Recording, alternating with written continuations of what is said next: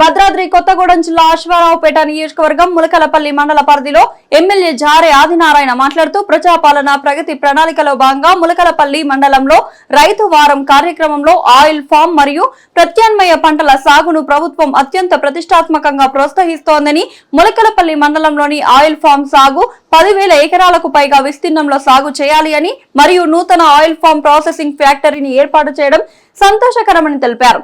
మరియు రైతులకు బిందె సేద్యంపై 90 నుంచి 100% సబ్సిడీతో పాటు మొక్కలు నాటిన మొదటి 4 సంవత్సరాల పాటు నిర్వహణ ఖర్చులను ప్రభుత్వం భరిస్తుందని, అంతేకాకుండా ఆయిల్ ఫామ్ తోటల్లో అంతర సాగు పంటలు కోకో, జాజికాయ వంటి ఉద్యాన పంటలను సాగు చేయడం ద్వారా రైతులు ఏడాది పొడవునా అధిక సుస్థిర ఆదాయాన్ని పొందుతున్నారని తెలిపారు. వ్యవసాయ మరియు ఆయిల్ ఫామ్ నర్సరీ ఉద్యోగులు రైతులకు అవగాహన కల్పించడం జరుగుతుందని తెలిపారు. ఈ కార్యక్రమంలో ఆత్మ కమిటీ చైర్మన్ సుంకవల్లి వీరభద్రారావు, బత్తుల అంజీ, ములకలపల్లి సర్పంచ్, వ్యవసాయ శాఖ అధికారులు, రైతులు తదితరులు పాల్గొన్నారు. రైతుల్ని పామెల సాగులు తీసుకొచ్చే విధంగా, ఉద్యానవన పంటలకి ముందుకు తీసుకెళ్లే విధంగా ప్రణాళిక చేయాలి. కాబట్టి ఇది ములకలపల్లి మండలంలో పెట్టమని చెప్పేసి మనం చెప్పడం జరిగింది.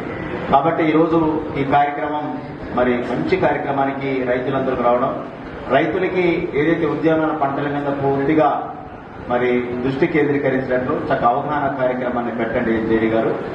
అందులో భాగంగా ప్రతి కార్యక్రమం ఏదైతే మనం ఉద్యానవన పంటలకు సంబంధించింది, మన పామాయిల్ కావచ్చు, అట్లాగే ఇంకొకటి ఇప్పుడే చెప్తా ఉన్నారు